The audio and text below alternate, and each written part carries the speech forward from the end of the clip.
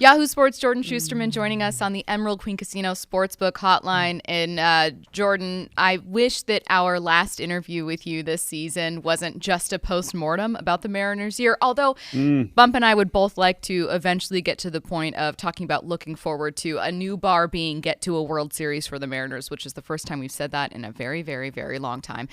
Let's start with Game 7, though, and I'm going to be really honest. I went into that game going, God, it just feels like the Blue Jays have out-hit the Mariners. I don't know if they can get this done. And then Cal hit a home run, 3-1. You're in the 7th, and I'm thinking, like, I think they might actually do it. And then came Dan's decision. How shocked were you to see that he didn't turn to Munoz in that moment? Yeah, so having been in the building for it, less shocked because I could see the bullpen and saw that Munoz wasn't even moving at all. I think Brash was maybe scooting around, and even that, I think you could have argued, you know, maybe would have made more sense. But yeah, I think it was surprising because of how the game was going. I think that a big part of this decision is not just the decision itself, it's how it works in tandem with the decision that came before it, which was to throw Brian Wu really for as long as you could, right? And I think that decision indicated that this was a different game, that this was a different situation, that this was not a normal situation. This was not a situation you've been in before. You were going to ride with Wu as long as possible. And I think it was pretty clear that Wu, you know, reached the end of the line there. And I know there are some people that said, no, you just got to stick with him even against Springer because of how bad he made him look in the at-bat before. And you could argue that, but I think you could tell that while his stuff was good, that the command was not normal Brian Wu whatsoever. And we know that.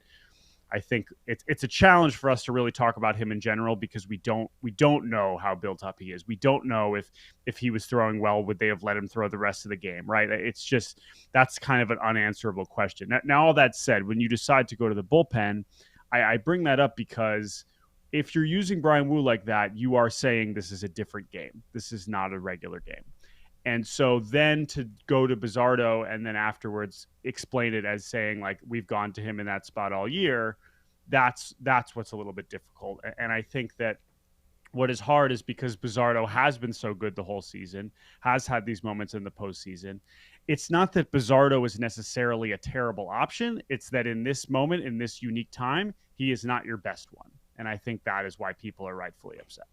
Yeah, that was my thing. If we're gonna lose, man, I want to go down with our best guys out there. Munoz just gets lit up, so be it. It's just not your day. And so it makes me ask the question, how much control do we think Dan has? I don't know, it's probably impossible or hard for you to absolutely know. Maybe you can speculate a little bit. What's the trend around the bigs with the rookie Skip? How much control do you think Dan had, and how much of it was, okay, previous planning? If we get into this situation, this is what we're gonna do.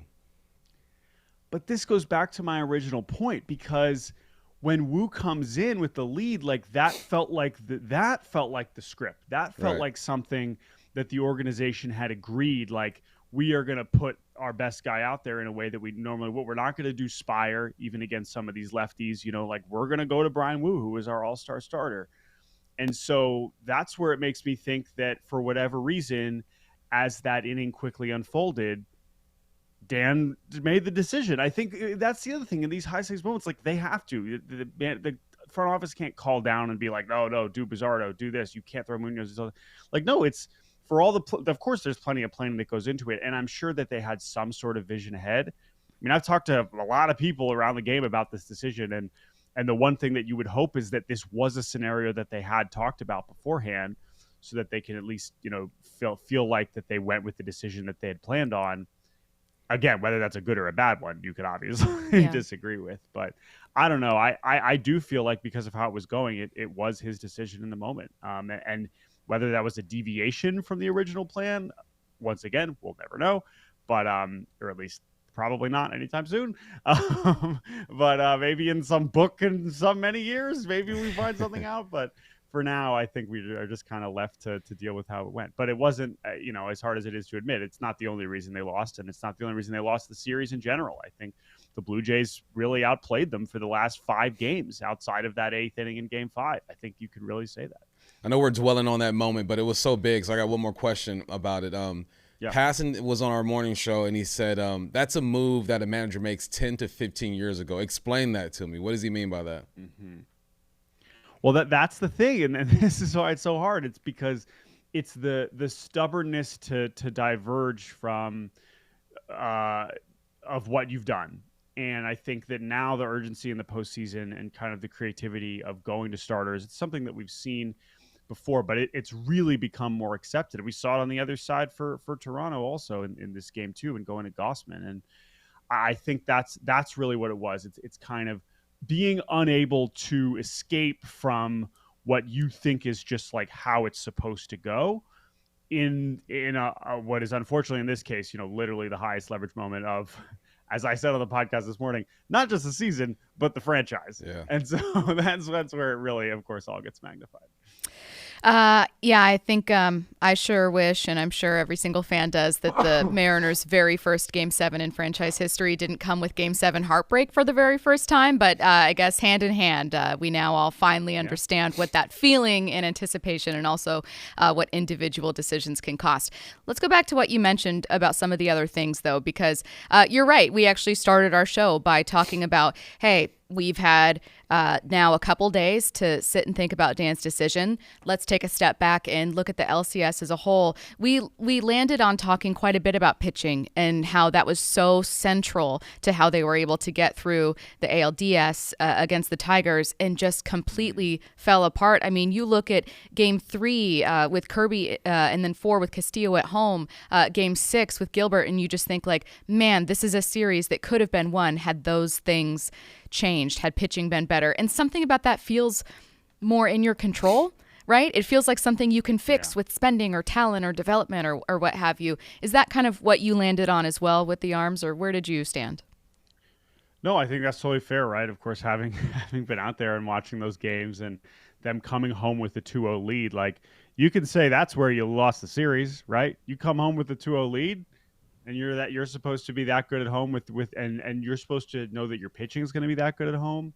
And that's where it doesn't show up. I think that's absolutely where you could say that is all the bit more important. Now that's, you play your way back into it, you get it to a Game 7 and they get credit for that as well.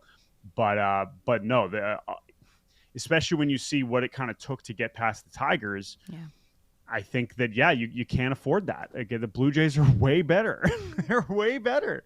And getting them to 7 games is a credit to what they accomplished in those 2 games and to start the series. It's a credit to what the comeback that you can't take that away from what that happened. I mean, that was still a very special night, in Game 5. But no, the Blue Jays were better in the series. And I know that I came on the show a week ago in person and I said, well, the Mariners look like the better team because that was true for 2 games. But over the course of the whole season, the Blue Jays have been more consistent the whole time. There's a reason they got the top seed. They did not ride the roller coaster as much, and they earned it. And so I think that the talent was really close in this series going into it. And we saw what happened after those first 2 games. Rest of the way, Toronto looked better. And I think, like I said, getting it to 7 is in some ways a credit and in some ways a frustration based on how the series started. Clearly, the Mariners got a lot to do, right? Signing some guys, convincing them to stay, but also got some talent in the farm system. Who should we expect to see next year, if anybody, in a timetable, if you have any type of clue there? Yeah, it's a great question. I mean, the thing about questions like that is, especially as you go into an off season, is we don't know what kind of trades they're going to try to make, depending on how they're going to try to fill holes based on what they do with free agency. Of course, if they do bring back Naylor, if they do these other things, are there parts of the roster that they still feel need addressed, or do they think that the Colt Emersons could actually help this year or this 2026? Is that really going to be an option? How much are you trusting Cole Young? I mean, that's going to be a big question too. Young and Williamson, versus Polanco and Suarez. I think Polanco especially is, maybe the most difficult one to kind of figure out. Whereas Naylor, I think you see the fit. Either they will find a way to make it work or not. Suarez and Polanco, it's a little bit easier to see them moving on based on what they have coming. So Emerson is definitely one to keep an eye on. I'm also really wondering just about the state of this pitching staff and even from a health standpoint. I mean, that's another thing you have to wonder about with how Logan Gilbert kind of wore down at the very end there. Kirby, you got to give him credit. I mean, he looked really good in his 4 innings in Game 7, and you got to feel good about that. But with the ups and downs from a durability standpoint with the rotation, is that also something you're looking at? Or are you willing to trade a Logan Evans, who also, finished the year injured? Willing to trade an Emerson Hancock? That's something to wonder about, because the other thing is, like, from the pitching standpoint, Jurangelo and Cade Anderson, who hasn't thrown a professional pitch yet, like, those guys are coming. Like, I don't think Cade Anderson is going to take very long. It wouldn't be shocking if he pitches his way and then in August next year, he's one of your 6 or 7 best starters.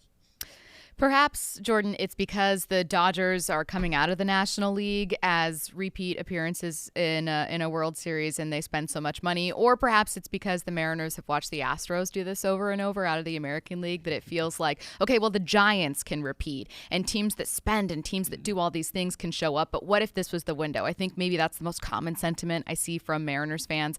It's why later in our show we're going to be talking about the Kansas City Royals, who aren't the perfect comparison for the Mariners. But the reason it resonated with us is they are a team that had a window, and there are just, it's not that there are haves and have-nots in baseball, as you know, but there's something like that, where it's like when certain teams have windows, they must seize it because you have no idea when it's going to come along again. So I actually wanted to talk about those Royals, the 2014 and 2015 Royals, who lost in heartbreaking fashion in the final inning, final out of Game 7 in the World Series, and then made it back and won.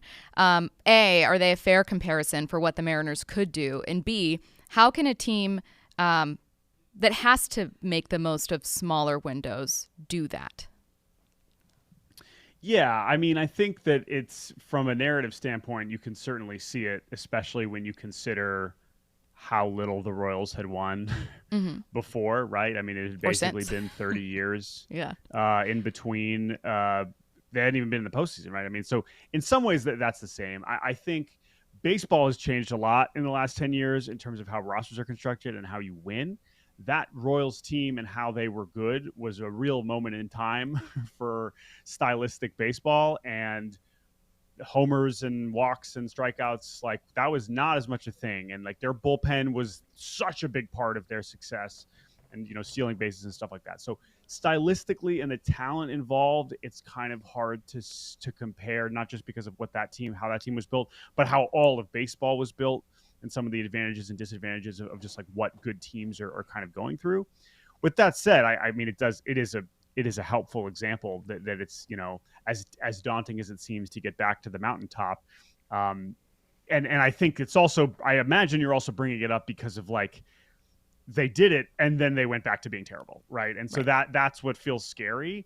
I think that there's ingredients here, and I think that the Mariners have earned this over the past 3-4 years, that, like, they've now been good for longer. I mean, you look at that run for the Royals, it's really 3 years. They win 86 games in 13, 89 and 14, as you mentioned, 95 and 15, and then they just start sliding backwards, and suddenly they're losing 100 games.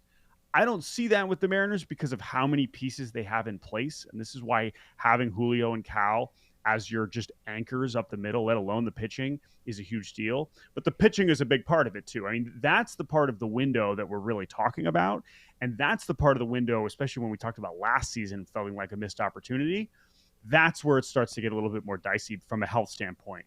But in terms of the position player core and a lot of what they have in place and what they have coming, and they do have more pitching coming, I feel like this is going to be a longer runway, but it is a little bit delicate in that sense. I definitely understand.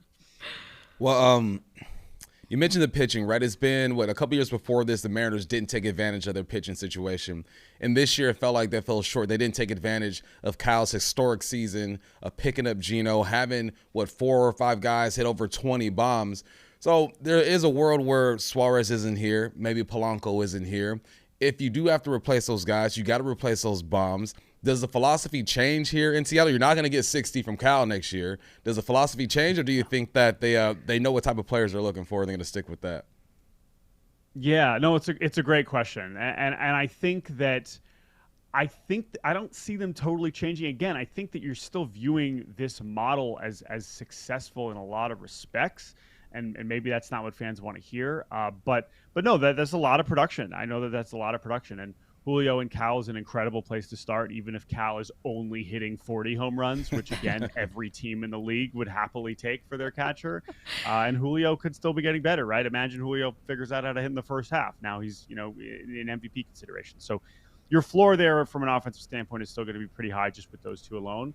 That's why I still just go back to the pitch. Like the offense is, do they get creative more so around that because they know they have Julio and Cal in place? I think that's interesting. The pitching is much harder to project because of the injury status of literally all of them based on how the season went. I just have no idea how to feel about basically any of these starters. And you could even lump Castillo in. He's the one guy who hasn't been hurt, but we know he's been someone that has been trending in the wrong direction. Still an effective starter, but not necessarily someone you're as excited to be fronting your rotation. So I don't know. Like I said, there's a lot of talent still coming, and maybe you see the window extend because these young players show up and succeed. But the reality is half of them will and half of them won't, because it's just prospects and they don't all hit. So you have to accept that as we've learned, as we just watched with Julio and Jared Kelenic, right?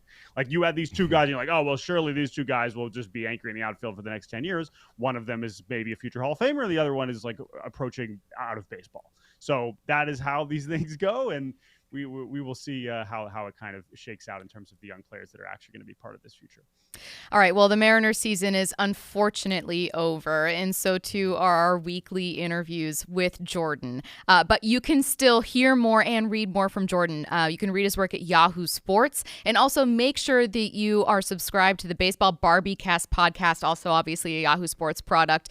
Regular episodes. It will keep you refreshed not only throughout the World Series, if you're brave enough to listen, but also the entire offseason. We're regular listeners, huge fans. It's the reason we couldn't wait to get Jordan on. So he will keep you, along with Jake Mintz, up to date on so many of the Mariners offseason moves, moves around the league, just good things to keep an eye on. And Jordan, we have had so much fun having you on all year long. It's rare to have people who are national figures that are also incredibly knowledgeable about your own team. You're just a diehard baseball fan, and it's very obvious. Thank you so much for your time this Jordan. season. It was awesome, man. Yeah, thank you guys. This was really fun this season. And yeah, if you are ready to go into off-season mode, we got our free agent rankings coming out very soon. So I'm on it. We're ready. Be flipping into that mode very, very, very soon, friends. So, but this was so much fun all season, and hopefully I will be back at some point soon. Definitely. Thank you, Jordan. Yay.